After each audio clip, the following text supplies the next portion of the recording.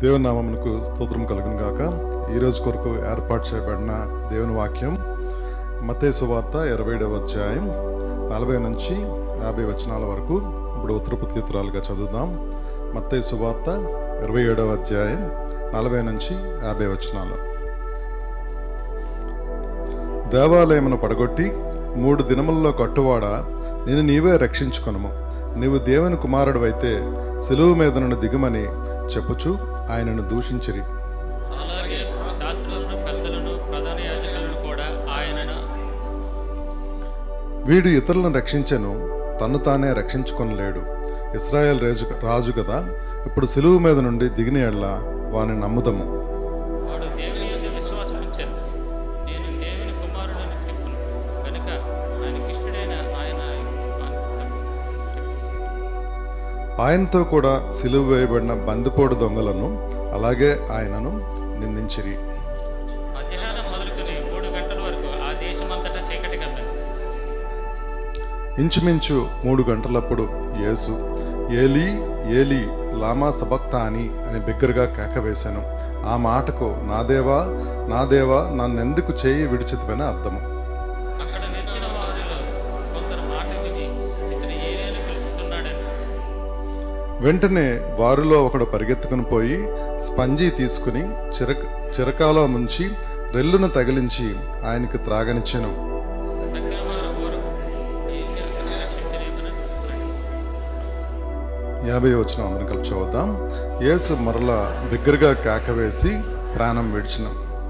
దేవుడి ఈ వాక్య భాగాన్ని దీవించిన. ధనామానికి స్తుతులు స్తోత్రాలు వందనాలు.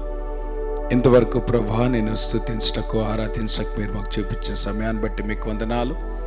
ఈ సమయంలో ప్రభా నీ వాక్యాన్ని మేము ధ్యానించినట్టుగా నీ వాక్యం ద్వారా మీరు మాతో మాట్లాడమని యేసు నామములో ప్రార్థిస్తున్నాం తండ్రి, ఆమేన్. దయచేసి కూర్చోండమ్మా. ఉదయకాల సమయంలో ప్రభువు యొక్క సిలువను మనం జ్ఞాపకం చేసుకుంటున్నాం. నేను ఈ మొదటి సెషన్లో యేసుక్రీస్తు వారు సిలువ వేయబడినప్పుడు జరిగినటువంటి కొన్ని విషయాల్ని నేను మీకు జ్ఞాపకం చేస్తాను. తర్వాత రెండవ సెషన్లో the theology of the cross, old టెస్ట్మెంట్లో యేసు ప్రభు యొక్క సిలువ అనేటువంటిది ఏ రకంగా ఆయా సందర్భాల్లో దేవుడు ప్రత్యక్షపరిచాడు అనేటువంటి విషయాన్ని మనం ధ్యానం చేసుకొని ఈరోజు మనం ముగించుకుందాం. ప్రభు యొక్క సిలువలో ఉన్నటువంటి ఔన్నత్యాన్ని జ్ఞాపకం చేసుకుంటూ మన జీవితాలకి సిలువ అనేటువంటిది అన్వయించుకోవటానికి ఈ దినము మనము ప్రభు సన్నిధిలో చేరుకున్నాం గనక ఆ విషయాన్ని జ్ఞాపకం చేసుకుంటూ అదే గమనంతో దేవుని వాక్యాన్ని మనము ధ్యానం చేయటానికి ప్రయత్నం చేద్దాం.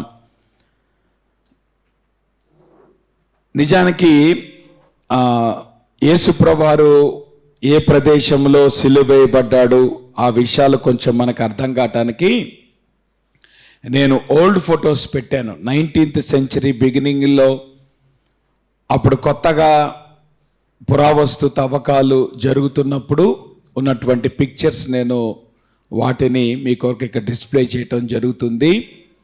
తద్వారా మనము ఆ టైంలోకి ఆ ప్లేస్లోకి వెళ్ళి కొన్ని విషయాలు మనం ఆలోచించడానికి ప్రయత్నం చేద్దాం. ఇప్పుడు మోడర్న్ జెరూసలేము చాలా వరకు చాలా మార్పులు సంభవించాయి. కానీ ఆ రోజు పురావస్తు తవ్వకాలు తవ్వకముందు, ఎందుకంటే తర్వాత రకరకాల బిల్డింగ్స్ కట్టేశారు, రకరకాల మెమోరియల్స్ కట్టేశారు, కనుక కొంత రూపురేఖలు చాలా వరకు మారిపోయినాయి. అందుకని ఆ ఓల్డ్ టైమ్స్కి వెళ్ళినప్పుడు ఆ బిగినింగ్ డేస్లో ఎట్లాగా ఉండేది యెరూషలేము, దాని పరిసర ప్రాంతాలు అనేటువంటి కొంత అట్లీస్ట్ కొంత ఒరిజినాలిటీకి దగ్గరలో కొన్ని విషయాలు మనం అర్థం చేసుకోవటానికి బాగుంటుంది అనేటువంటి ఆ ఉద్దేశంతో ఈ ఓల్డ్ పిక్చర్స్ అనేటువంటివి నేను డిస్ప్లే చేయటం జరుగుతుంది. ఇది గనక మనం గమనించినట్లయితే ఇది గలిలయ సముద్ర ప్రాంతం. యేసు ప్రభువారు తన మెజారిటీ ఆఫ్ ద మినిస్ట్రీ కానీ ఆయన పెరిగింది ఈ ప్రాంతంలోనే. మనం దేవుని వాక్యంలో అనేక సార్లు గలిలయ సముద్రాన్ని గురించి మనం వింటాం. ఆ గలిలయ సముద్రం ఒడ్డు మీదే ఉన్నది కపెర్నహూము కానీ, తర్వాత నాయిను కానీ, ఆ తర్వాత కొరజీన, బేత్సైదా, ఇవన్నీ కూడా గలిలయ సముద్రాన్ని ఆనుకొని ఉన్నటువంటి చిన్న చిన్న పట్టణాలు. సో యేసు ప్రభువారు అంటే ఒక రకంగా అది నార్త్లో ఉన్నటువంటి ప్రాంతం. ఆ నార్త్లో ఉన్నటువంటి ప్రాంతంలో యేసు ప్రభువారు ఆయన పెరిగాడు. తర్వాత 3.5 years మినిస్ట్రీలో కూడా ప్రిడామినెంట్ మినిస్ట్రీ ఆయన గలిలయ ప్రాంతంలో చేశాడు.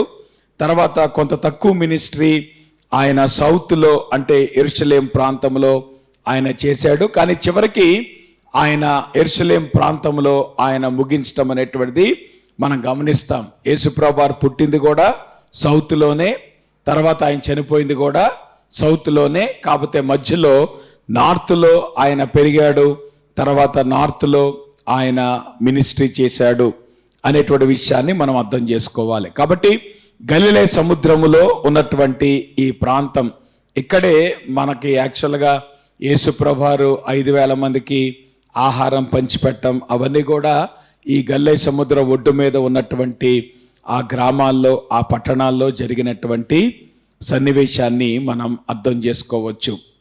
ఇది 19వ శతాబ్దం ప్రారంభంలో ఉన్నటువంటి ఎరికో పట్టణం. కాబట్టి ఎరికో పట్టణంలో ఎవరున్నారు?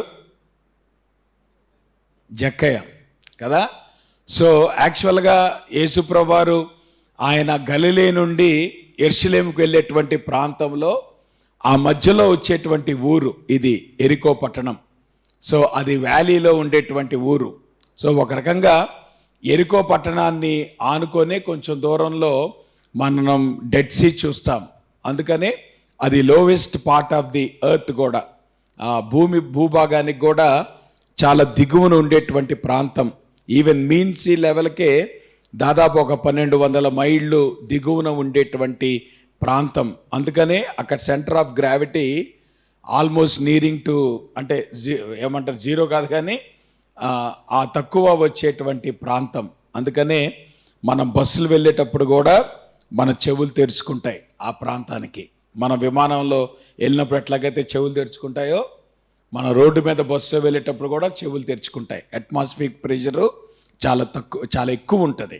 అందుకనే ఆ బస్సులను కూడా అట్లా వాళ్ళు డిజైన్ చేస్తారు. తద్వారా ఆ అట్మాస్ఫియరిక్ ప్రెషర్కి అవి పగిలిపోకుండా వాటిని డిజైన్ చేస్తారు. కారణం ఏంటంటే ప్రపంచంలో ఇది చాలా లోవెస్ట్ పార్ట్ అనేటువంటిది మనం అర్థం చేసుకోవాలి. కాబట్టి ఇది ఎరికో పట్టణం.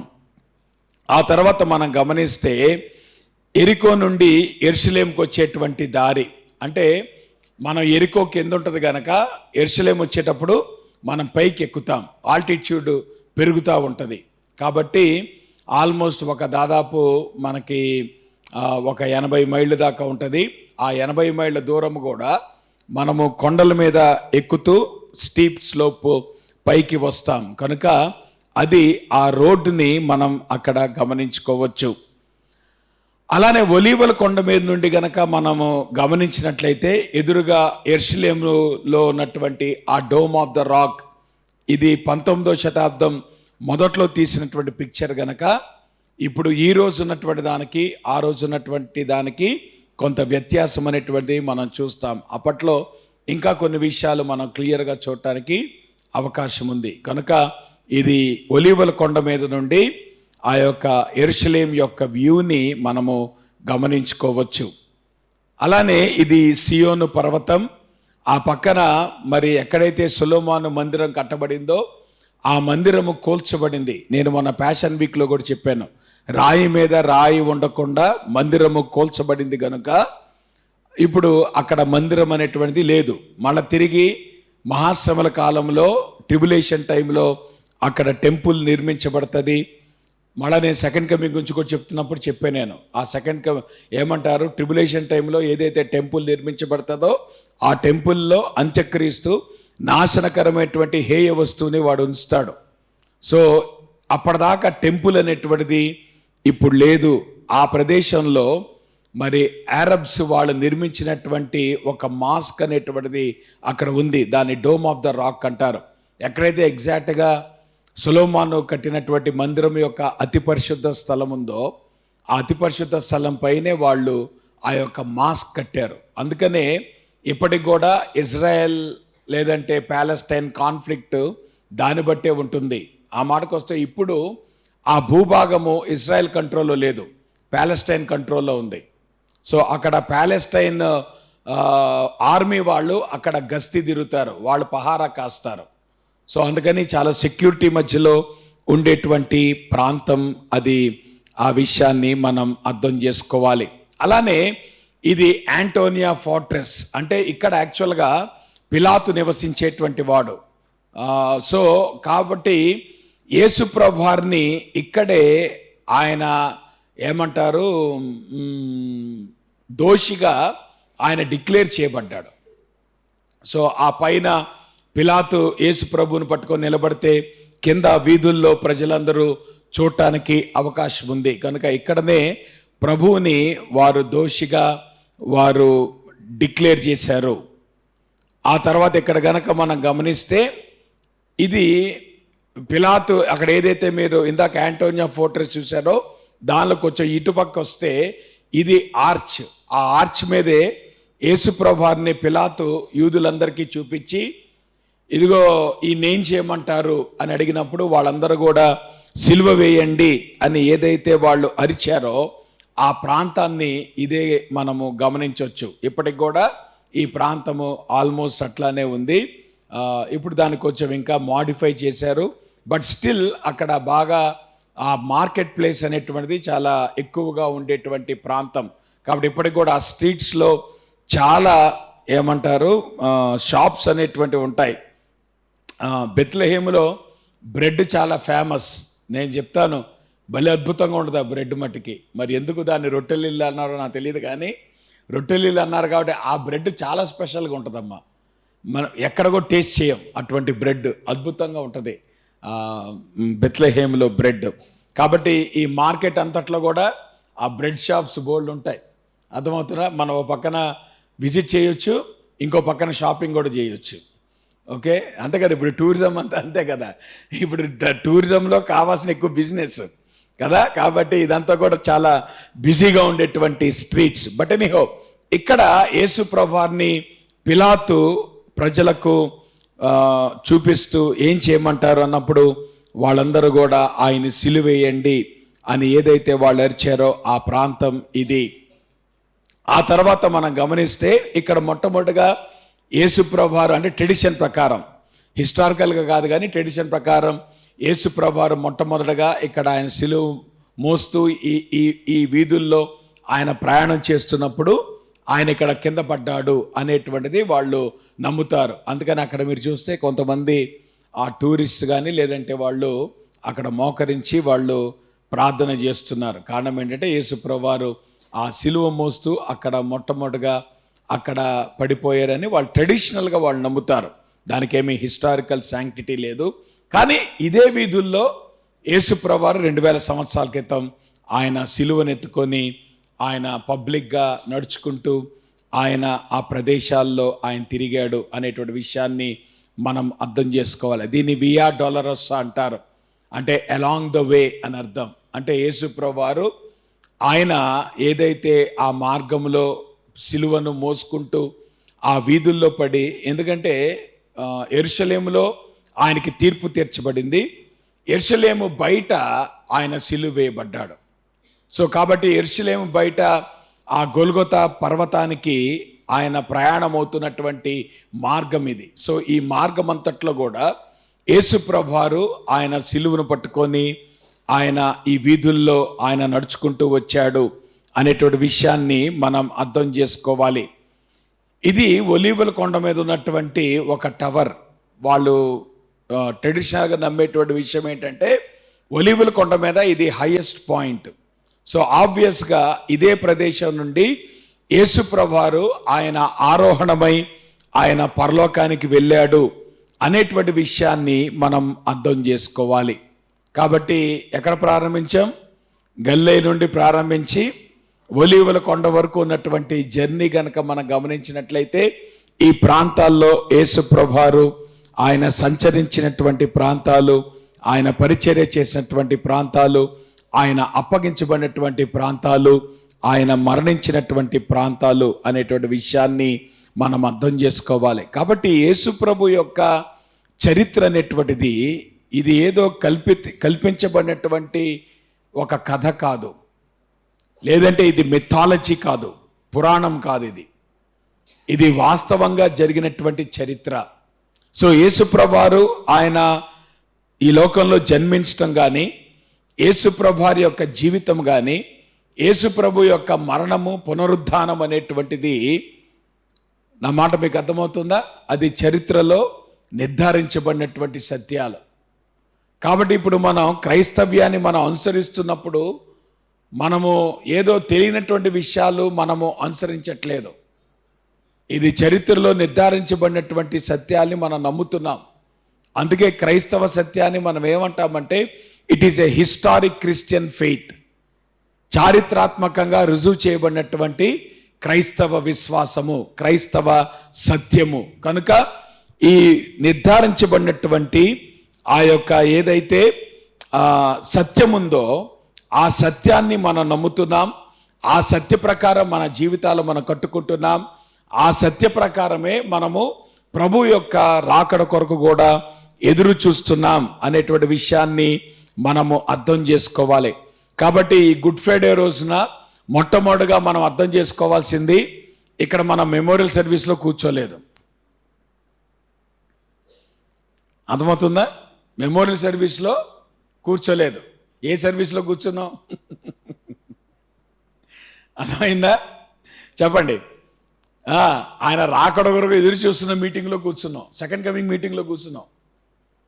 కాన్వెంట్ ఫస్ట్ కమింగ్ అయిపోయింది, ఆయన మరణం అయిపోయింది, ఆయన పునరుద్ధానం కూడా అయిపోయింది.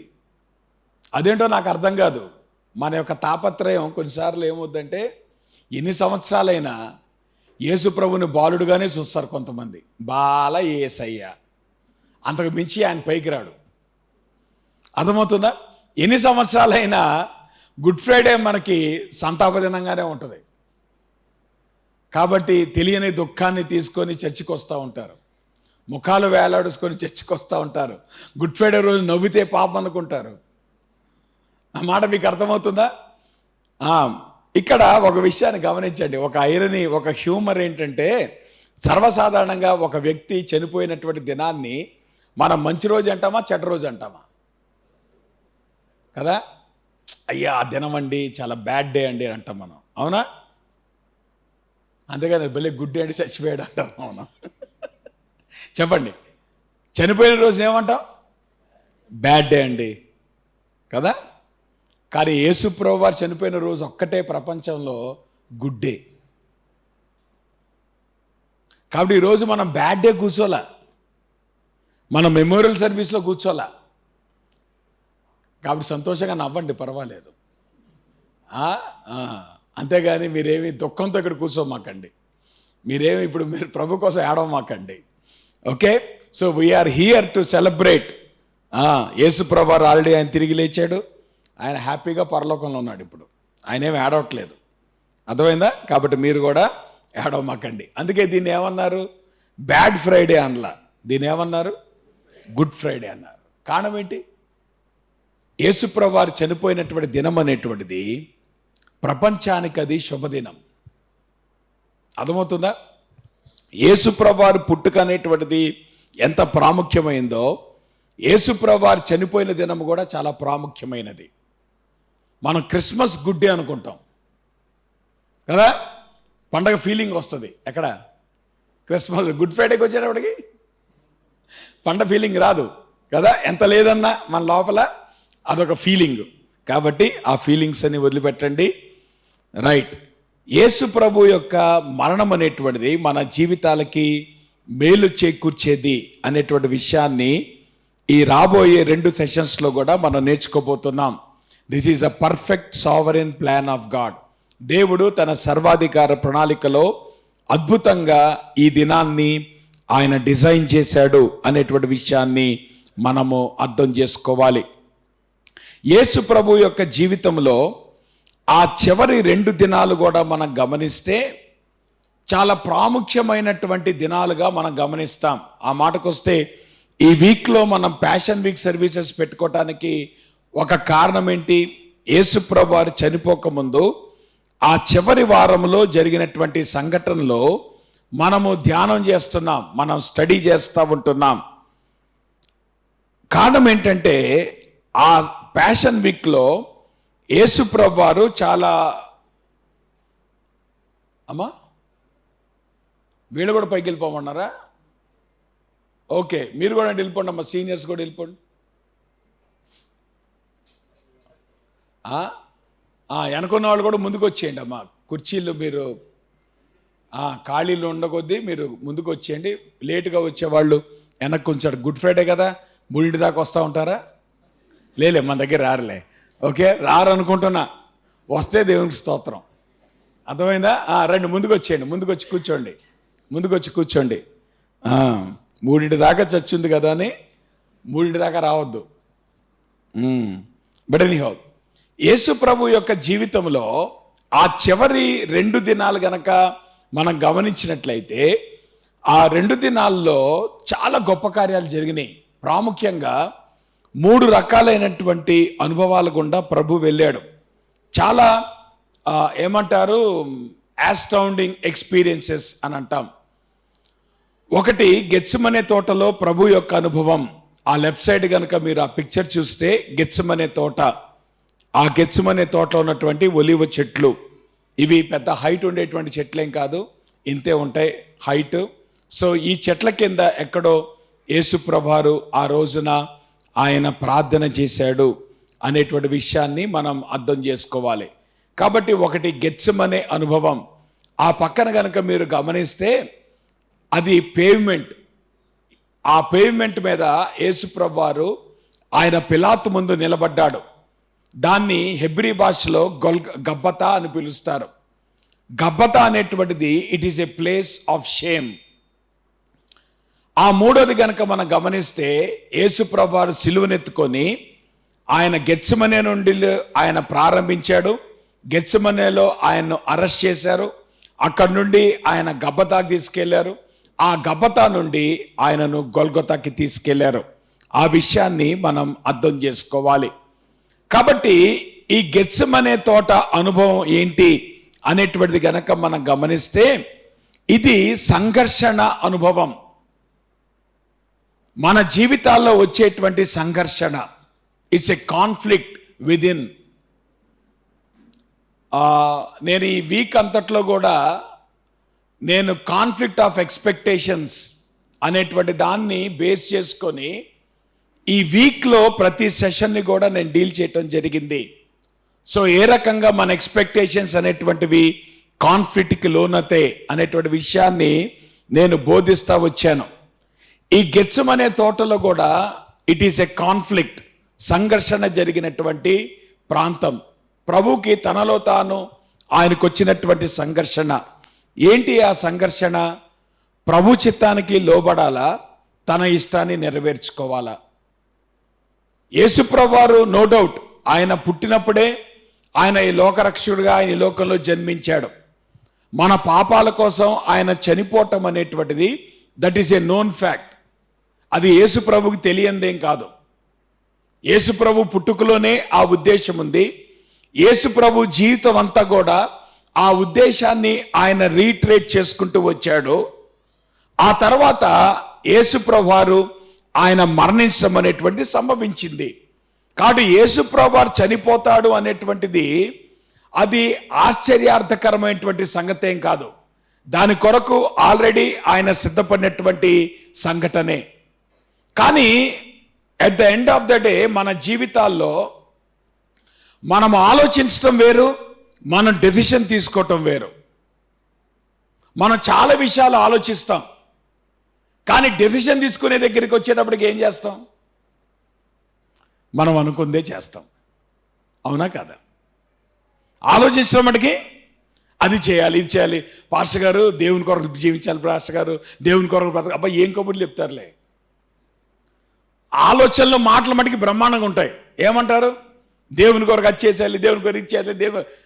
డెసిషన్ దగ్గరికి వచ్చేటప్పటికి అసలు కనపడదు. నేను గమనించింది ఏంటంటే చాలా వరకు డెసిషన్ మేకింగ్ దగ్గరికి వచ్చేటప్పటికి మనందరికీ ఉన్నటువంటి ప్రాబ్లం ఏంటంటే మనం అనుకున్నదే మనం చేస్తాం. చెప్పండి, దేవుడు అనుకుంది మనం చేస్తామా, మనం అనుకుంది మనం చేస్తామా? దేవుడు ఇష్టపడింది మనం చేస్తామా, మనకు ఇష్టపడింది మనం చేసుకుంటామా? You need to always understand. కబుర్లు చెప్పటం వేరు, నిర్ణయాలు తీసుకోవటం వేరు.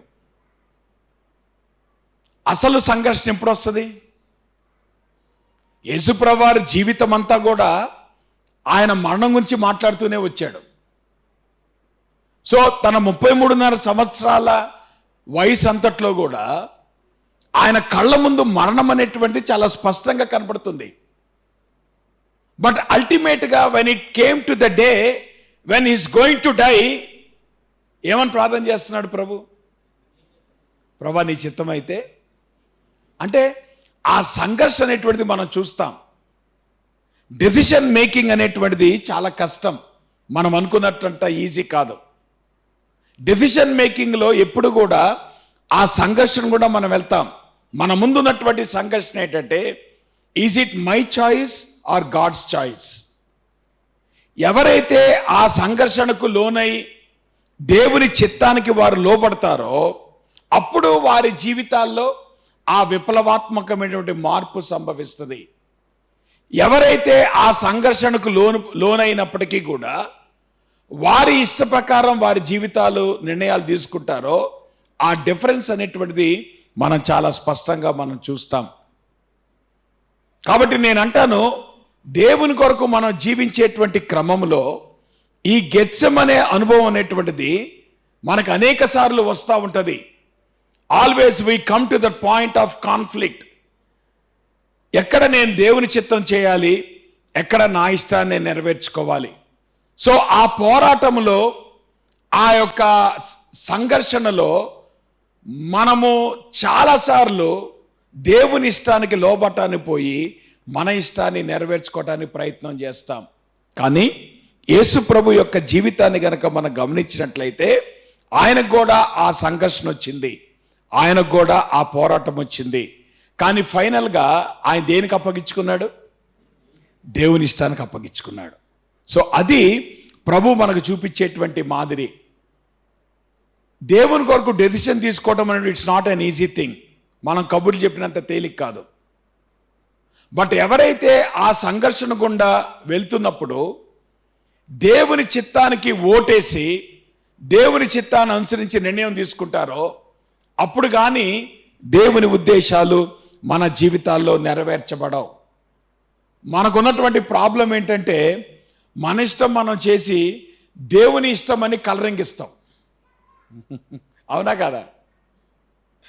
మనకు అందుకే భలే ఇష్టం ఆ పాట. ఎన్ని తలచినా ఏది అడిగినా జరిగేది దేవుని చిత్తం పాస్టర్ గారు. అవునా? దేవుని చిత్తం అట్లాగా ఉంటుందా? నిజమేనా? దేవుని చిత్తం చేసావా? అటు అయిపోయింది కాబట్టి దేవుని చిత్తం అనుకునేవాళ్ళు చాలామంది ఉన్నారు. అలా జరిగింది కాబట్టి దేవుని చిత్తం. నో నో నో నో, దేవుని చిత్తం అట్లా ఎప్పుడు జరగదు. నువ్వు హృదయపూర్వకంగా దేవుని చిత్తం చేయాలి అని నిర్ణయం తీసుకొని ఆ సంఘర్షణలో నువ్వు విజయం అనుభవించి ఎప్పుడైతే దేవుని చిత్తానికి నువ్వు కట్టుబడి చేస్తావో అప్పుడే దేవుని చిత్తం జరుగుద్ది. ఎట్టపడితే అంటే దేవుని చిత్తం ఎప్పుడు జరగదు మన లైఫ్స్లో. మోసపోవద్దు. Don't be deceived about God's will. కాబట్టి ఆ సంఘర్షణ అనేటువంటిది గెత్సెమనే అనుభవం మనకి చూపిస్తూ ఉంది. ఆ తర్వాత రెండోది కనుక మనం గమనిస్తే అది Gabbatha. It's a place of shame. Yesu ప్రభువు ఆయన న్యాయాధిపతి అమ్మా, రాజులకు రాజు, ఆయన న్యాయాధిపతి. ఓకే, ఇప్పుడు న్యాయాధిపతి ఒక న్యాయాధిపతి ముందు నిలబట్టం అనేటువంటిది దాన్ని ఏమంటాం మనం? చెప్పండి. ఎవరు గొప్ప న్యాయాధిపతి? పిలాతా, యేసు ప్రభువారా? రేపొద్దున రెండవ రాకడలో తీర్పు ఎవరు తీర్చబోతున్నారు న్యాయాధిపతిగా? యేసు ప్రభువారు. దేవదూతలు తీర్పు తీరుస్తాడు, న్యూ టెస్టిమెంట్ చర్చికి ఆయన తీర్పు తీరుస్తాడు, ఓల్డ్ టెస్టిమెంట్ సెయింట్స్కి ఆయన తీర్పు తీరుస్తాడు. తీర్పు జరిగే ప్రతి ప్రక్రియలో కూడా ఎవరు కనపడుతున్నారు మనకి? యేసు ప్రభు కనపడుతున్నాడు. అటువంటి యేసు ప్రభువారు మనం చెప్పాలంటే మనం అంటాం కదా, హే నువ్వు బచ్చగాడివిరా, నీకు నేను సమాధానం చెప్పాల్సిన అవసరం లేదంటాం. లేదంటే నీకు నేను చెప్పాల్సిన అవసరం లేదు. కారణం ఏంటి? యువర్ ఆఫ్టర్ ఆల్ అని అన్నాడు ప్రభు. అనలే. న్యాయాధిపతికి సరైనటువంటి నిర్వచనం ఎవరైనా ఉన్నారంటే యేసుక్రీస్తు వారు. అటువంటి యేసుక్రీస్తు వారు అన్యాయస్తుడైనటువంటి న్యాయాధిపతి ముందు నిలబడి అన్యాయమైనటువంటి తీర్పుని పొందుకున్నటువంటి ప్లేస్ ఆఫ్ షేమ్ ఏదైనా ఉందంటే అది గబ్బత. జాగ్రత్త గమనించండి అమ్మా, మన జీవితాల్లో మనం అర్థం చేసుకోవాలి. మనకు ఒక మిస్నామర్ ఉంది. ఏంటి ఆ మిస్నామర్ అంటే, పాస్టర్ గారు నేను తప్పు చేస్తే నా నిన్న అండి పడతా. ఈ డైలాగ్ ఎంతమంది కొట్టారు చెప్పండి? కొట్టారా లేరు ఈ డైలాగు? అబ్బో ఎన్నిసార్లు కొడతాం ఈ డైలాగు. నేను తప్పు చేస్తే మీరు ఎన్నండి పడతా, నేను తప్పు చేయకపోతే ఒక్క మాట అంటాను కూడా వీల్లేదు, పళ్ళు బిగుసిపోతాయి. అంటామానమా? చెప్పండి. యేసుప్రభు వారు తప్పు చేశాడా? యేసుప్రభు వారు తప్పు చేశాడా? ఆయన పిలాతు ముందు నిలబడినప్పుడు ఆర్గ్యూ చేశాడా? ప్రూవ్ చేసుకున్నాడా? లేదంటే పిలాతు నీకు నేను ఎవరో అర్థం కాలేదు, ఆగు ఒక్క నిమిషం అన్నాడా? మనమైతే అది ఎక్స్పెక్ట్ చేస్తాం. ప్రభా నువ్వేదో చేసి చూపించు ప్రభా. ఏం చూపించేది? నీ ఇష్టం అనుకున్నావా నీ ఇష్టం చూపించడానికి? ఏదో చూపించు ప్రభా, నీ గొప్పతనం చూపించుకో ప్రభా. అప్పుడు ఆయన దగ్గరికి వచ్చేస్తారు, ప్రభా నీ గొప్పతనం చూపించు ప్రభా. ఊరంతా వచ్చేస్తారు, అబ్బే ఆయన తెలియదు పాపం. నువ్వు చెప్పు ఊరంతా ఎట్లా వస్తారు ప్రభు దగ్గరికి? నువ్వు చెప్పు. ప్రభు తెలియదు పాపం. ఆ ఒక్కళ్ళని మార్చేస్తే ఊరంతా వచ్చేస్తారు, ఆయన తెలియదు కదా. అప్పుడు ప్రభు ఏం చేయాలి? షార్ట్ కట్లో ఆ ఒక్కడిని మార్చేచ్చుగా. మారుస్తాడా? నువ్వు చెప్పు ఆయన సలహాలు. నువ్వు జాగ్రత్త అమ్మా, దేవుని వాక్యాన్ని ఇష్టం వచ్చినట్టు అన్వయించమాకండి. That will never happen. Sometimes even though you are right, you need to learn to stay silent. నువ్వు రాంగ్ చేసినప్పుడు సైలెంట్గా ఉంటావు మాత్రమే కాదు, నువ్వు రైట్ అయినప్పటికీ కూడా సైలెంట్గా ఉంటావు నేర్చుకో. అది శిష్యునిగా మనం అలవాటు చేసుకోవాల్సిన విషయం. ఎక్కడ చూసామా మాదిరి? యేసుప్రభులో చూసాం. యేసుప్రభు ఏమి ఆర్గ్యూ చేయలే.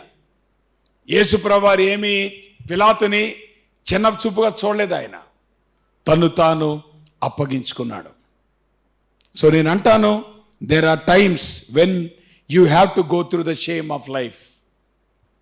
మనము కరెక్ట్ చేసినప్పటికీ, మనం సరిగా జీవిస్తున్నప్పటికీ కూడా అవమానకరమైన పరిస్థితులు గుండా వెళ్ళే పరిస్థితులు మన జీవితాల్లో సంభవిస్తాయి. సిద్ధంగా ఉండండి. కాబట్టి నేను తప్పు చేసినప్పుడే నేను పడతాను, నేను కరెక్ట్ చేసినప్పుడు నేను పడను అనుకోవటం అది తప్పు. అట్లా జరగదు లైఫ్లో. మూడోది గొల్గతా.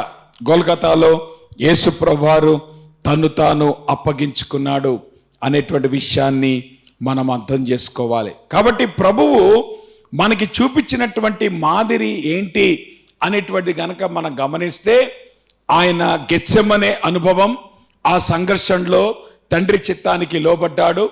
ఆయన గబ్బత అనుభవం, ఆయన న్యాయాధిపతి అయినటువంటి దేవుడు అన్యాయస్తుడైనటువంటి ఆ న్యాయాధిపతి ముందు నిలబడి అన్యాయమైనటువంటి తీర్పును పొందుకున్నప్పటికీ కూడా ఆయన బదులు మాట్లాడలేదు, ఆయన నోరు తెరిచి ఆర్గ్యూ చేయలేదు. కానీ తండ్రి చిత్తం అది అయింది కనుక ఆ షేమ్కి కూడా ఆయన తల వంచాడు. అంత మాత్రమే కాదు, అల్టిమేట్గా ఆయన దేవునికి తన జీవితాన్ని అప్పగించుకున్నాడు అనేటువంటి విషయాన్ని మనము అర్థం చేసుకోవాలి. యేసు ప్రభు యొక్క సిలువ ప్రయాణాన్ని గనక మనము ఆలోచించినట్లయితే, సిలువ అనేటువంటిది మనము అనుకున్నంత ఈజీ కాదమ్మా. అది ఎంత భయంకరమైన పరిస్థితి అంటే, మనల్ని ఫిజికల్గా అది డ్రైన్ చేస్తుంది, ఇమోషనల్గా కూడా డ్రైన్ చేస్తుంది. కారణం ఏంటంటే, ఫిజికల్గా వాళ్ళు కొడ దెబ్బలు కొట్టినప్పుడు రక్తస్రావం బహుగా అవుతుంది. సో ఆబ్వియస్గా ఫిజికల్గా వాళ్ళు చాలా ఏమంటారు, నీరసానికి వాళ్ళు లోనైపోతారు.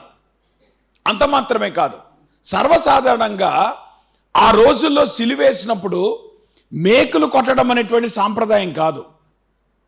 సిలువ వేయబడినటువంటి వ్యక్తికి తాళ్ళతో కడతారు. తాళతో కట్టిన తర్వాత ఏమవుతుందంటే స్లోగా కొన్ని రోజుల్లో వాళ్ళు చనిపోతారు. సిలువ మీద ఒక్క రోజులో చనిపోవటం అనేటువంటిది ఎప్పుడు కూడా జరగదు. కానీ యేసు ప్రభు విషయంలో వాళ్ళు డిఫరెంట్గా ప్రతిస్పందించడానికి కారణం ఏంటంటే, యేసు ప్రభు వారిని వాళ్ళు శుక్రవారం సిలువ వేశారు, కొద్ది గంటల్లో విశ్రాంతి దినం రాబోతుంది. సో విశ్రాంతి దినం నాడు యేసు ప్రభు వారు సిలువ మీద ఉండటానికి వీలు లేదు.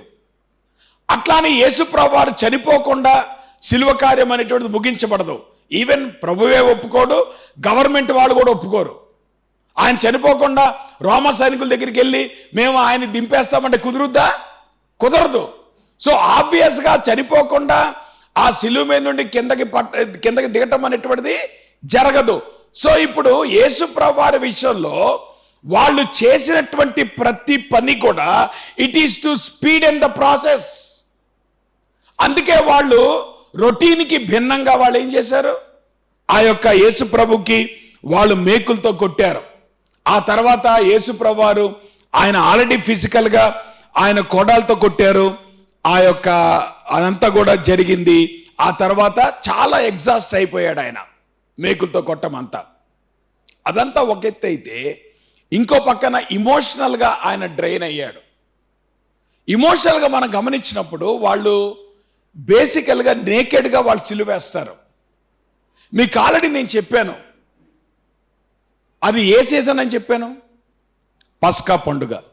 ఎన్ని లక్షల మంది ఉంటారు? పైపెచ్చు యేసు ప్రభు వారిని సీక్రెట్గా చంపారా, పబ్లిక్గా చంపారా?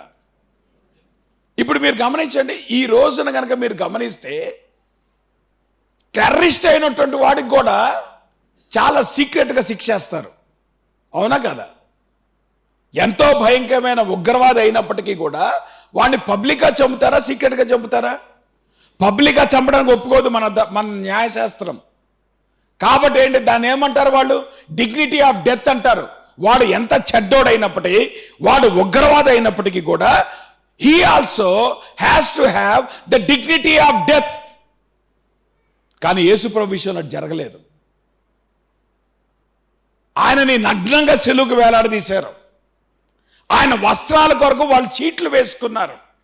ఆ వస్త్రాలన్నీ కూడా తీసేశారు. అంటే how much shameful it is. అన్ని లక్షల మంది ముందు నగ్నంగా సిలువ మీద వేలాడితే పడుంటే ఇమోషనల్గా ఆయన ఎంత ఎఫెక్ట్ అయి ఉంటాడు. కాబట్టి ప్రభు యొక్క సిలువ అనేటువంటిది ఇట్స్ నాట్ ఎ జోక్ అమ్మా. ఆయన చాలా అవమానం గుండా వెళ్ళాల్సి వచ్చింది. అది ఫిజికల్గా ఆయన ఎగ్జాస్ట్ అయ్యాడు, ఇమోషనల్గా ఎగ్జాస్ట్ అయ్యాడు, సైకలాజికల్ ఎగ్జాస్ట్ అయ్యాడు. అంతమంది ముందు, అన్ని లక్షల ముందు వాళ్ళు కొండ మీద అందరికీ కనబడేటట్టు పబ్లిక్గా ఆయనకి సిలువేశారు, నగ్నంగా ఆయనకి సిలువేశారు. కారణం ఏంటి? దేవుని వాక్యం నెరవేర్చబడినట్లు. 22వ కీర్తనలో అన్నాడు, దావీదు రాసినటువంటి కీర్తన ఏమన్నాడు అక్కడ?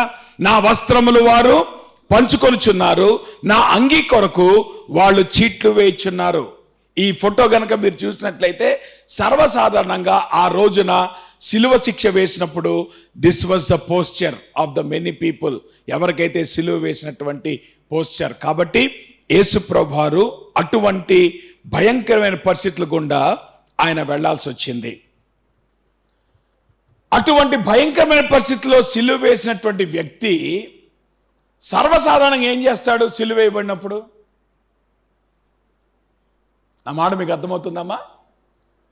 జనరల్గా సిలువ వేయబడిన వ్యక్తి ఏం చేస్తాడంటే, ఇంత భయంకరమైన షేమ్ గుండా వెళ్తాడు గనక తిట్టుకుంటా చచ్చిపోతాడు.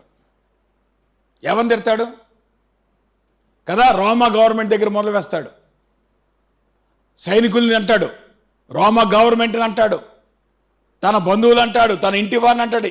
ఇక ఇది అదేనేం లేదమ్మా, వానికి ఉన్నటువంటి ఆ బెటర్నెస్ అంతా కూడా ఎక్స్ప్రెస్ చేస్తూ చచ్చిపోతాడు.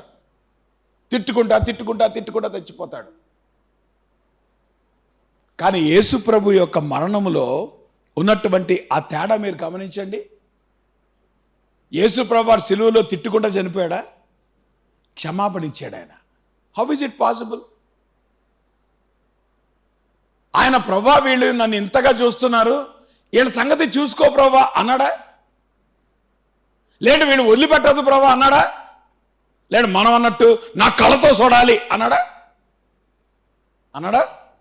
ఏమన్నాడు? Be careful. అమ్మా, మనం ఎటువంటి దేవుణ్ణి సేవిస్తున్నామో ముందు మనం అర్థం చేసుకోవాలి. మీ ఎక్స్పెక్టేషన్స్ దేవుని మించి ఉండకూడదు. దేవుని కంటే మనం గొప్పవాళ్ళమేం కాదు. దేవుడు తాను చేయంది మనకు ఆయన చేయడు. తన స్వభావానికి విరుద్ధంగా దేవుడు ఏది చేయడు. He will never do what is against his nature. నువ్వు అరిచి గోల పెట్టినా, నువ్వు ఎన్ని ఉపవాసాలున్నా, దేవుడు తన స్వభావానికి విరుద్ధంగా ఆయన ఏది చేయడు. దేవుని స్వభావం ఏంటి? బై నేచర్ ఆయన క్షమించే దేవుడు. ఇన్ని భయంకరమైన పరిస్థితులు గుండా వెళ్ళినటువంటి ప్రభువు ఆయన మొట్టమొదటిగా ఏమన్నాడు? ఆయన, తండ్రి వీరిని క్షమించు. మిగతా వాళ్ళందరూ కూడా తిట్టుకుంటా చనిపోయేటువంటి ఆ సందర్భంలో యేసుప్రభువారు దానికి భిన్నంగా ఆయన ఏం చేశాడు? తండ్రి వీరిని క్షమించండి అన్నాడు. రెండోది కనుక మనం గమనిస్తే సిలువ మీద తనతో పాటు వేలాడబడి, ఇవన్నీ కూడా మనం యాక్చువల్గా చదువుకున్నటువంటి మత్తయి సువార్త భాగంలో మనం గమనిస్తాం.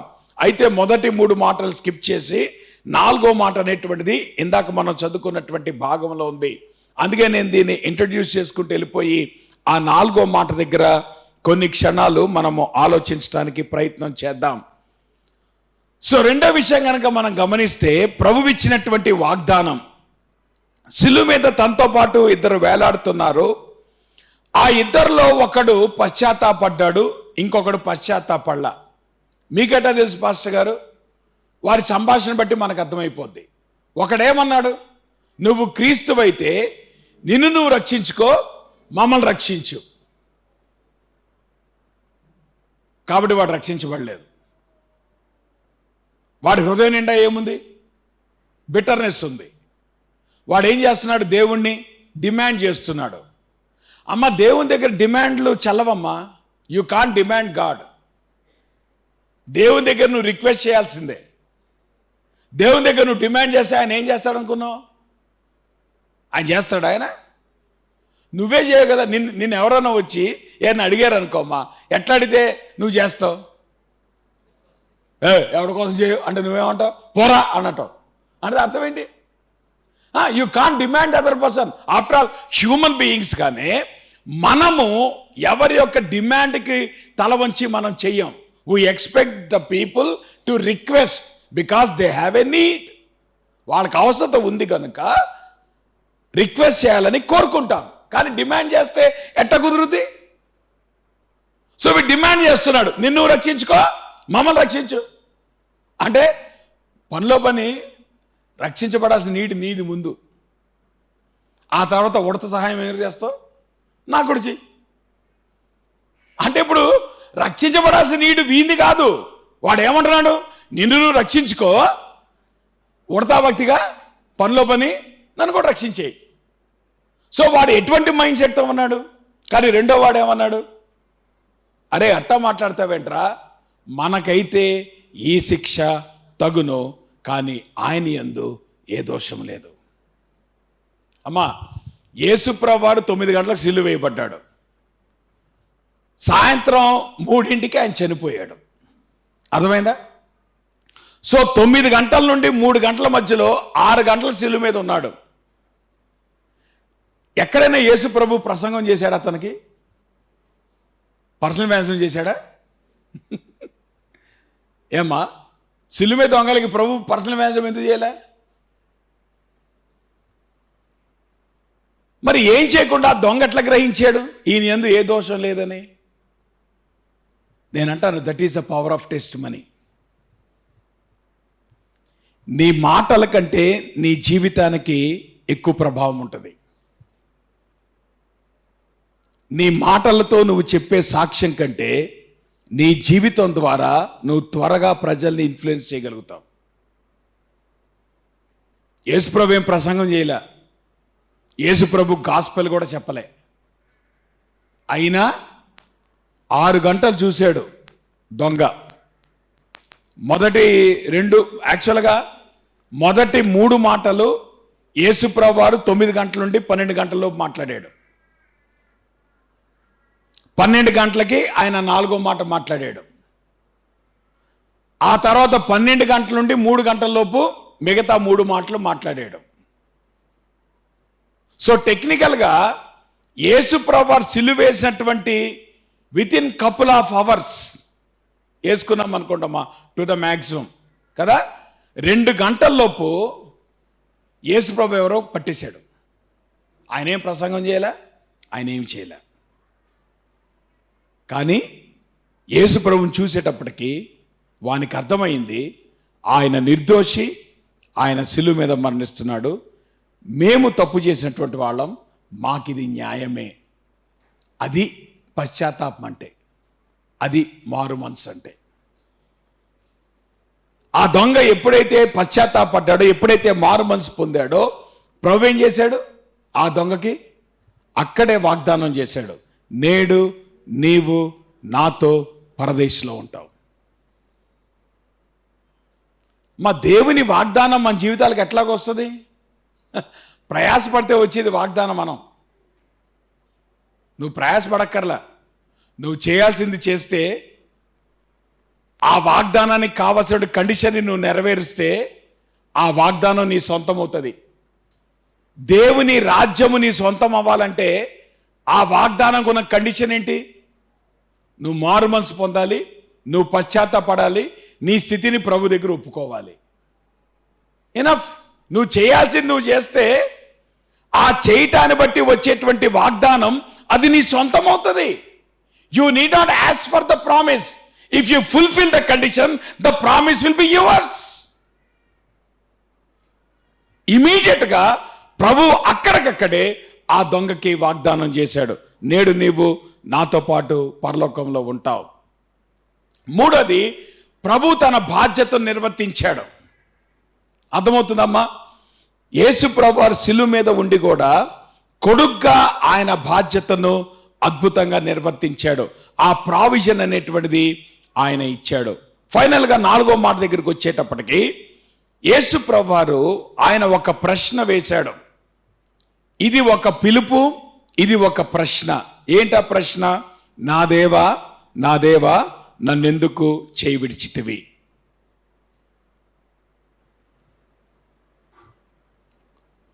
నేను అంటాను, మనందరి జీవితాల్లో కూడా ఎందుకు అనేటువంటి ప్రశ్న ఏదో ఒక సందర్భంలో వస్తానే ఉంటుంది. ప్రభు యొక్క జీవితంలో కూడా ఆ ప్రశ్న వచ్చింది. ఆయన ఏమన్నాడు? నా దేవా, నా దేవా, నన్నెందుకు ఈ స్థితిలో ఉంచావు? నన్నెందుకు ఇది అనుభవించనిస్తున్నావు? What is the reason for that? ప్రభు సమాధానం ఇచ్చాడా? సమాధానం ఇవ్వలే. ఎందుకు అనేటువంటి ప్రశ్నకు సమాధానం ఉండాల్సినటువంటి అవసరం లేదు. బట్ ఎనీహౌ, యేసు ప్రభువారు ఆ ప్రశ్న వేయటం అనేటువంటిది జరిగింది. యేసు ప్రభువారు మాట్లాడినటువంటి మొదటి 3 మాటలు కూడా మనం గమనిస్తే, they are focus on the needs of others. ఎవరైతే ఆయనను చంపారో, ఎవరైతే ఆయనను గేలి చేశారో, ఎవరైతే ఆయనను అవమానించారో వారి కోసం ఆయన ప్రార్థన చేశాడు. సర్వసాధారణంగా మనం ఎవరి కోసం ప్రార్థన చేస్తాం కదా? మనకి ఇష్టమైన వాళ్ళ కోసం ప్రార్థన చేస్తాం, మనకు మేలు చేసేవారి కోసం ప్రార్థన చేస్తాం. మన కీడు చేసేవారి కోసం మనం ఎందుకు ప్రార్థన చేస్తాం? ఆ మాటకొస్తే, మన కీడు చేసేవారి మీద త్వరితగతిన దేవుని శిక్ష రావాలని కోరుకుంటాం. త్వరితగతిన ఏం రావాలి? అప్పుడు కానీ వాడికి మన విలువ తెలియదు పాస్టర్ గారు. ఆడికి ఏదో అవ్వాలి, అప్పుడు నా దగ్గరికి వస్తాడు, అప్పుడు నా తడాక చూపిస్తా. అది మనం. యేసు ప్రభువారు ఏం చేశాడు? అటువంటి పరిస్థితుల్లో కూడా on behalf of the people who killed him, వారి కోసం ఆయన ప్రార్థన చేశాడు. పశ్చాత్తాపడినటువంటి దొంగ విషయంలో ప్రభువు అతనికి నిరీక్షణ కలగజేశాడు. ఏంటి ఆ నిరీక్షణ? నువ్వు చనిపోబోతున్నావు, చనిపోయిన తర్వాత నాతో పాటు నువ్వు పరదేశంలో ఉంటావు. ఆ నిరీక్షణ ప్రభువు ఆ వ్యక్తికి కలగజేశాడు. తర్వాత మరియమ్మతో యోహానుతో ప్రభు ఏం చేశాడు? ఆయన దయతో మాట్లాడి ఆయన బాధ్యతలు అప్పగించాడు. కానీ 4వ మాట ఒక్కటే ఆయన తన్ను గురించి తాను మాట్లాడుకున్నాడు. ఆయనకు వచ్చినటువంటి ప్రశ్న ఏంటా ప్రశ్న? నా దేవా, నా దేవా, నన్నెందుకు చేయి విడిచితివి? ఒక రకంగా చెప్పాలంటేనమ్మా, యేసు ప్రభు మాట్లాడినటువంటి మొదటి 3 మాటలు కూడా ఆయన వెలుగులో మాట్లాడాడు. ఆయన పలికినటువంటి చివరి 4 మాటలు కూడా ఆయన చీకట్లో మాట్లాడాడు. కారణం ఏంటంటే రమారమి 12 గంటలకి మధ్యాహ్నం చీకటి కమ్మింది. ఆ చీకటి కమ్మటం అనేటువంటిది it is a symbolic representation of the Rath of God. దేవుని ఉగ్రత యేసు ప్రభు మీదకి వచ్చింది. ఆయన పాపం చేసిన వాడు కాదు, కానీ మన కొరకు ఆయన పాపముగా చేయబడ్డాడు గనుక ఉదయం 9 గంటలకు ఆయన సిలువెక్కాడు. మధ్యాహ్నం 12 గంటలకి దేవుని ఉగ్రత స్టార్ట్ అయింది యేసు ప్రభు మీద. అంటే పాపానికి రావాల్సిన ఉగ్రత అంతా కూడా యేసు ప్రభు మీద కుమ్మరించాడు. ఎప్పుడైతే యేసు ప్రభు మీద కుమ్మరించాడో అది చూడలేక సృష్టి కళ్ళు మూసుకుంది. కవితో మాట్లాడుతున్నా కదా, సృష్టి చీకటి కమ్మింది కదా, కళ్ళు మూసుకుంది. It could not see the son of God suffering on the cross because of the wrath of God. దేవుని ఉగ్రత యేసు ప్రభు మీదకి వచ్చింది. అందుకే 12 గంటలకి చీకటి కమ్మింది. 12 గంటల నుండి 3 గంటల వరకు చీకట్లోనే ఉన్నాడు యేసు ప్రభు వారు.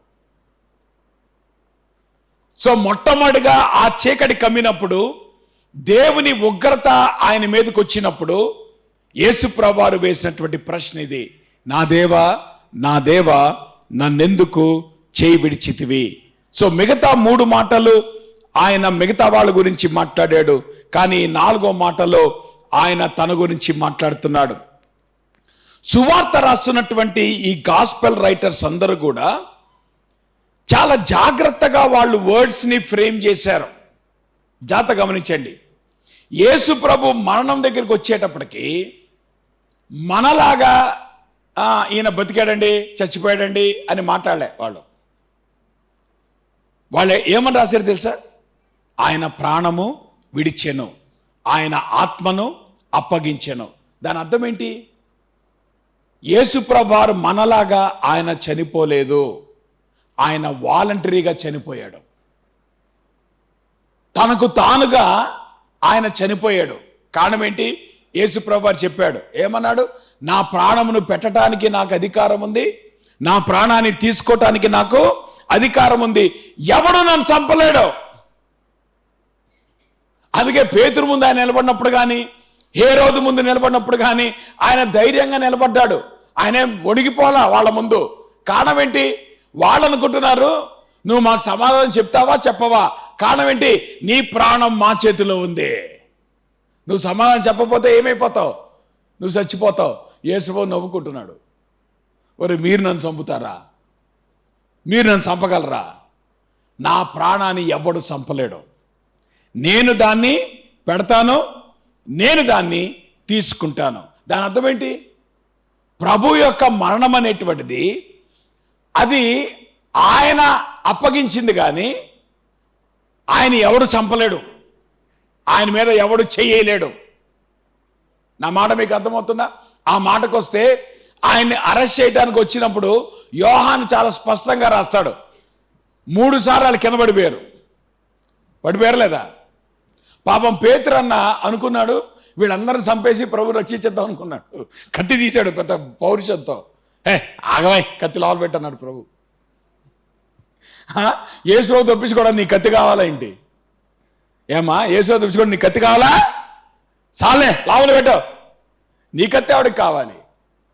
యేసుప్రభు అరెస్ట్ అయినప్పుడు కూడా ఆయన అప్పగించుకున్నాడు కాబట్టి వాళ్ళు అరెస్ట్ చేశారు. లేదంటే 3 సార్లు కింద పడ్డారు. అర్థమవుతుందా? కాబట్టి యేసు ప్రభు యొక్క మరణం గురించి మనం గమనిస్తే సిలువ మీద ఆయన చనిపోలేదు, సిలువ మీద ఆయన తను తాను అప్పగించుకున్నాడు. He gave himself for the sake of the people. ఎవడు కూడా ప్రభుని చంపలేడు, ఎవడికి అధికారం లేదు. తన ప్రాణాన్ని పెట్టడానికి ఆయనకి అధికారం ఉంది, తన ప్రాణాన్ని తీసుకోవటానికి ఆయనకు మాత్రమే అధికారం ఉంది. He has the sole authority over his life and over his death అనేటువంటి విషయాన్ని మనము అర్థం చేసుకోవాలి. ఇక్కడ మనం చదువుకున్నటువంటి ఈ భాగంలో ఆ సిలువ చుట్టూ జరిగినటువంటి సంఘటనలు కనుక మనం గమనిస్తే, మొట్టమొదటిది ఇట్ ఈస్ సూపర్ న్యాచురల్. నేను ఎప్పుడు కూడా అంటాను, when the finite meets the infinite it is always a supernatural event. అనంతుడైనటువంటి దేవుడు పరిమితి గల మానవుని యొక్క అందుబాటులోకి వచ్చినప్పుడు అక్కడ కంపల్సరీ మిరకిల్ జరుగుద్ది. అందుకనే యేసుప్రభు వారి యొక్క పుట్టుక అది మిరకిల్, యేసుప్రభు యొక్క జీవితం అది మిరకిల్, యేసుప్రభు యొక్క మరణం అది సూపర్ న్యాచురల్, అది మిరాకిల్. అందుకనే మధ్యాహ్నం మొదలుకొని 3 గంటల వరకు ఆ దేశమంతటా చీకటి కమ్మెను. జాగ్రత్త గమనించండి, సర్వసాధారణంగా పాస్ ఓవర్ అనేటువంటి మార్చ్ ఏప్రిల్ నెలలో వస్తుంది. మార్చ్ ఏప్రిల్ నెలలో సోలార్ ఎక్లిప్స్ రాదు. కారణం ఏంటంటే ఆ టైంలో లూనార్ ఫుల్ మూన్ డే ఉంటుంది. మనం గనక ఆస్ట్రానామికల్గా మనం గమనిస్తే ఫుల్ మూన్ డే రోజున సోలార్ ఎక్లిప్స్ అసంభవం. అర్థమవుతుందా? సో దేశమంతా చీకటి కమ్మటం అనేటువంటి ఫినామినను అది సోలార్ ఎక్లిప్స్ కాదు, అది సూపర్ న్యాచురల్ ఈవెంట్.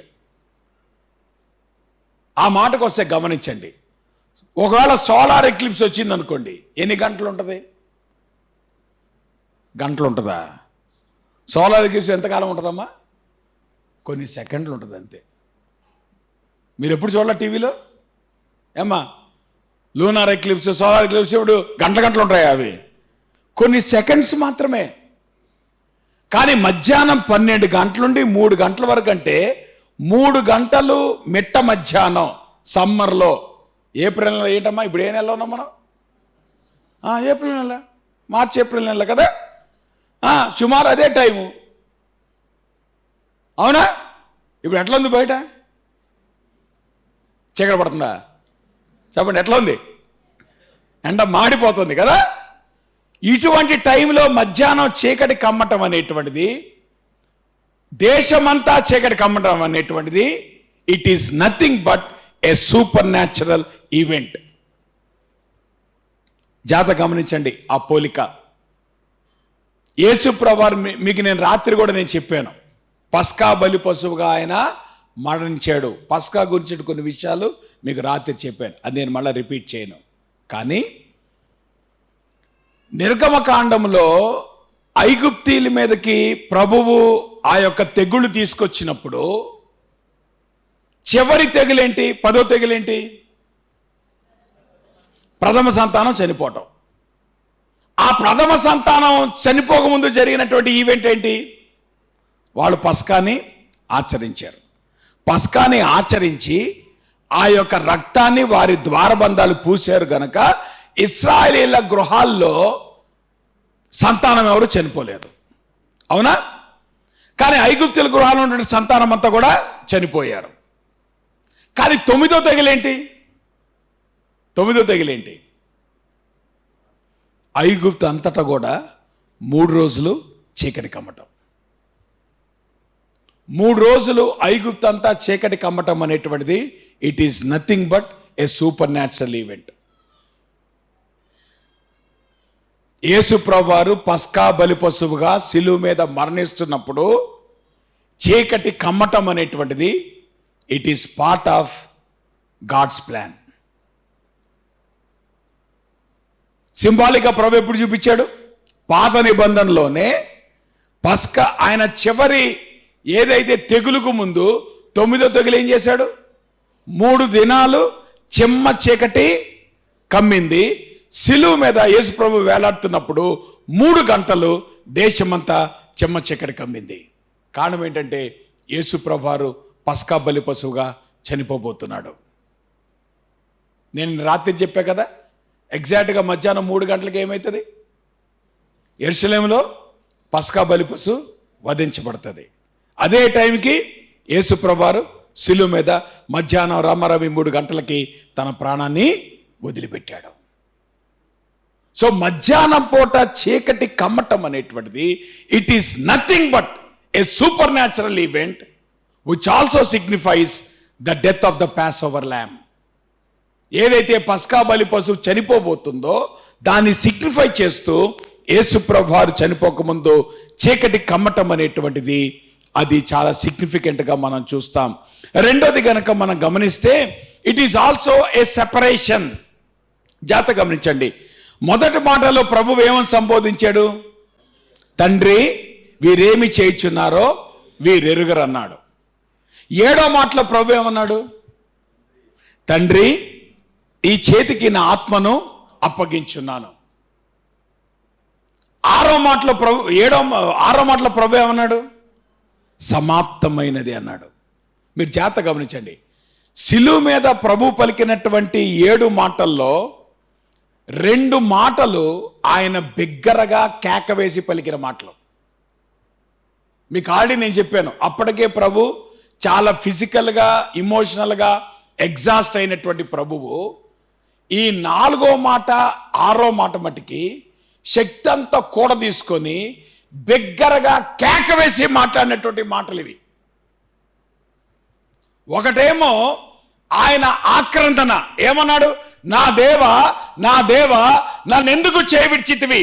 అక్కడ నా తండ్రి, నా తండ్రి అని అనలే. అందుకే కేకేసి మాట్లాడాడు. ఆ మాటని తట్టుకోలేక మాట్లాడాడు. తండ్రి అనలే ఆయన.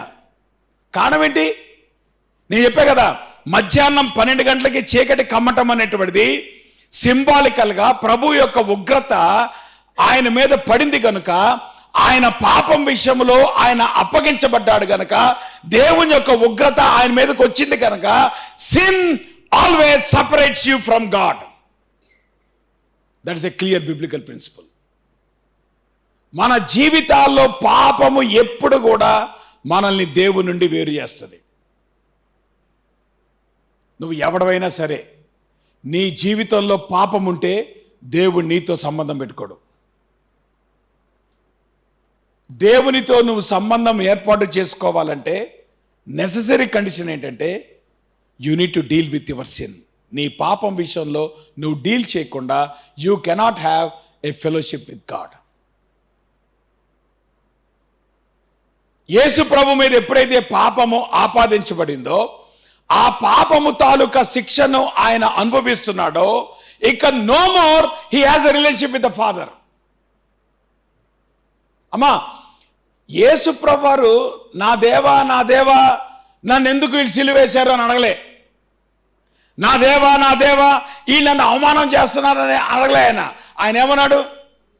నేను అనుకుంటాను గెత్సెమనే తోటలో ప్రభు చేసిన ప్రార్థన వెనక కారణం ఏంటంటే ఈ 4వ మాటే. ఆయన సిలువుకు భయపడలా, ఆయన మరణానికి భయపడలా, ఆయన అవమానానికి భయపడలా. ఆయన తట్టుకోలేనటువంటి సంఘటన ఏదైనా ఉందంటే తండ్రి నుండి 3 గంటలు ఎడబాటుని ప్రభు అనుభవించాడు. అది యాక్చువల్గా మనకి అర్థం కానటువంటి విషయం. How can God separate himself from God? Does it make any sense? అర్థమవుతుందా? How can God the father గాడేగా, గాడ్ ద సన్ గాడే కదా. How can God separate himself from God? అరే దమాక్ పోయిందా? లేదు, దమాక్ పోలే. You can never answer that question. మనకు అర్థం కాదు, మన ఊహకు అందదు. శిలువ మీద ప్రభు దాని గురించే ఆయన అరిచాడు.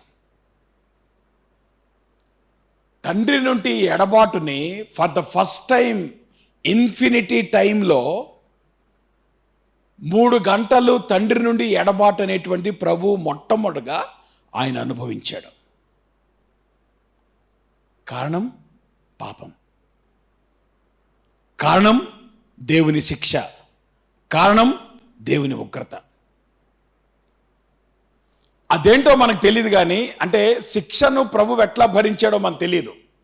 ఆయన సృష్టిని కూడా క్లోజ్ చేసి పడేశాడు కదా, చీకటి కమ్మింది, nobody could see, but we don't know what happened. 3 గంటలు ఆయన సిలువ మీద చీకటిలో వేలాడిన తర్వాత కానీ ఆ శిక్ష కంప్లీట్ కాలే. అందుకే 6వ మాటలో శక్తి అంతా కూడా తీసుకొని సమాప్తమైనది అని కేకవేసి చెప్పాడు ఆయన. కారణం ఏంటి? The wrath of God is complete, it is complete, it is finished.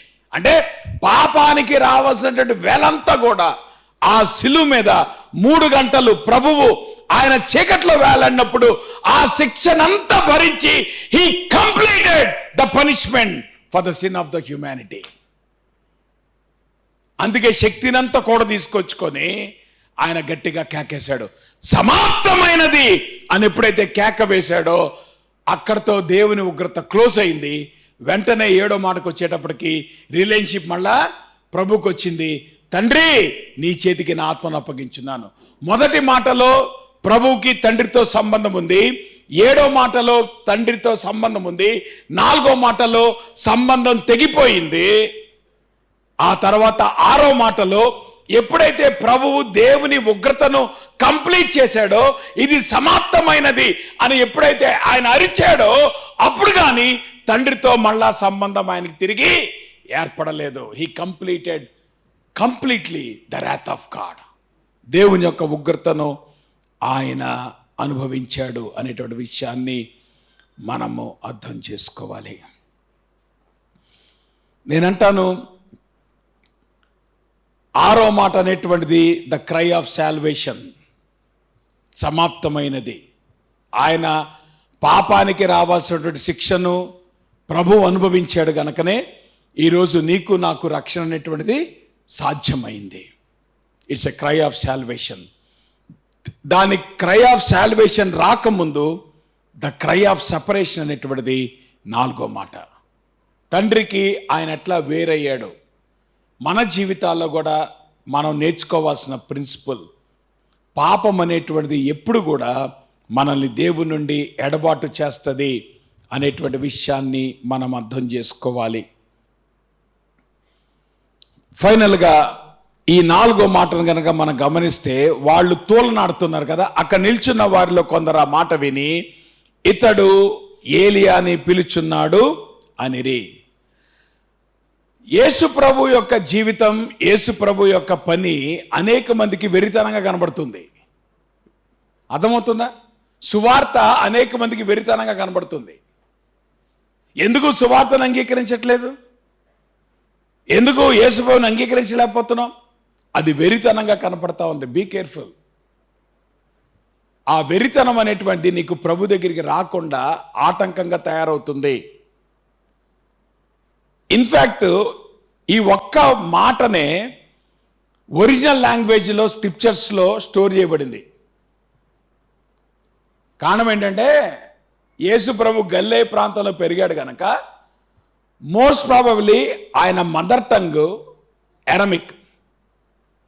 ఎరమిక్ అంటే హీబ్రూ భాష, సిరియా భాషని రెండింటిని కలిపితే వచ్చేటువంటి స్లాంగ్, వచ్చేటువంటి లాంగ్వేజ్ ఎరమిక్ లాంగ్వేజ్. అందుకే హీబ్రూ భాషకి దగ్గర ఉంటుంది. కానీ హీబ్రూ భాషకి సిరియన్ డైలెక్ట్ ఎప్పుడైతే యాడ్ అవుతుందో అప్పుడు ఏమవుతుంది? కొంత మార్పు అనేటువంటిది వస్తుంది. ఉదాహరణకి ఏలీ అనేటువంటిది హీబ్రూ భాష, ఏలోయి అనేటువంటిది Aramaic. Both connote the same. ఏలీ అన్న ఏలోయి అన్న ఒకటే. సో ఈ ఒక్క మాటని వాళ్ళు ఎరమిక్లో స్టోర్ చేశారు. ఈవెన్ దేవుని వాక్యంలో కూడా ఆ ఎరమిక్ లాంగ్వేజ్లో అది స్టోర్ చేయబడింది. సో ప్రభువు ఆయన ఎరమిక్లో మాట్లాడాడు, తన మదర్ టంగ్లో మాట్లాడాడు. నా దేవా, నా దేవా, నన్ను ఎందుకు చేయబిడిచితివని ఎరమిక్లో మాట్లాడితే వాళ్ళు దాన్ని మిస్అండర్స్టాండ్ చేసుకొని యేసు ప్రభువారిని వాళ్ళు గేలి చేశారు. అమ్మా జాగ్రత్త గమనించండి. ఈరోజు ప్రపంచం దేని కొరకు చూస్తుందంటే the world needs something spectacular to happen in your life. But the need of the hour is you need the saviour. మనకు కావాల్సింది సూచక్రియలు కాదు, మనకు కావాల్సింది రక్షకుడు. మనకు కావాల్సింది రక్షకుడు. యేసుప్రభు ఈ లోకంలోకి వచ్చింది సూచక్రియలు చేయటానికి కాదు. యేసుప్రభు ఈ లోకంలోకి వచ్చింది రక్షకుడుగా వచ్చాడు. శిలువ మీద ఆయన పడినటువంటి ఈ ప్రయాస అంతా కూడా దేని కొరకు? మన రక్షణ కొరకు. ఒకవేళ గుడ్ ఫ్రైడే రోజున గనక యేసు ప్రభు నీ రక్షకుడు కాలేకపోతే ప్రయోజనం లేదు. నీ పాపం విషయంలో గనక నువ్వు ప్రభు దగ్గర పశ్చాత్తాపడపోతే ప్రయోజనం లేదు. Because God did not come to make something spectacular. He came as a saviour. మనకున్నటువంటి నీడ్ కూడా రక్షకుడు అనేటువంటి విషయాన్ని మనం అర్థం చేసుకోవాలి. ప్రార్థన చేసుకుందాం. ఈ మధ్యాహ్న కాల సమయంలో దేవుని వాక్యపు వెలుగులో మన జీవితాలు పరిశీలించుకుందాం. యేసుప్రభు వారు ఎటువంటి పరిస్థితులు గుండా వెళ్ళాడో అవన్నీ కూడా మనం ధ్యానం చేస్తున్నప్పుడు నీ కోసం నా కోసం ప్రభు ఇన్ని భయంకర పరిస్థితులు గుండా ఆయన వెళ్ళాడు. తండ్రితో ఎడబాటును ఆయన అనుభవించాడు. పాపానికి రావాల్సిన ఉగ్రతను తన మీద వేసుకున్నాడు. శిలువ మీద 3 గంటలు ఆయన అంధకారంలో వేలాడి ఆ ఎడబాటును అనుభవించాడు. ఇదంతా దేని కొరకు? నీ నా రక్షణ కొరకు. ఈ మధ్యాహ్న కాల సమయంలో ఈ గుడ్ ఫ్రైడే దినము గనక నీ జీవితంలో రక్షణ తీసుకొని రాకపోతే ప్రయోజనం ఏంటి? ప్రభును పరిహసిస్తున్నావా? ప్రభుతో ఆర్గ్యూ చేస్తున్నావా? అవన్నీ కుదరదు. మన జీవితంలో ఎప్పుడైతే మన పాప విషయంలో పశ్చాత్తాపడతామో దేవునితో మన సంబంధం ఏర్పాటు చేసుకోవచ్చు.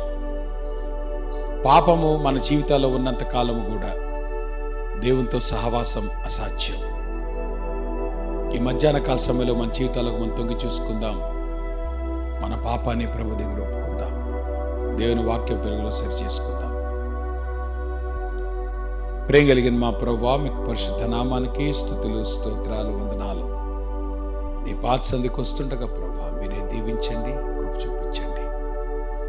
నీ వాక్యం ద్వారా మీరు మాట్లాడుతుండగా ఇంకా ఎవరైతే రక్షణ లేదో వారికి మీ రక్షణ దయచేయండి. ఎవరైతే రక్షించబడ్డారో ప్రభు నీ సిలువలో మీరు నేర్పిస్తున్న పాఠాలు మా జీవితాల్లో మేము అన్వయించుకొని ఇంకనూ నీ కుమారు స్వాడుపులకు మార్చబట్టుకు దేవా మీరు కృప చూపించమని యేసు నామంలో ప్రార్థిస్తూ ఉన్నాం తండ్రి. ఆమేన్.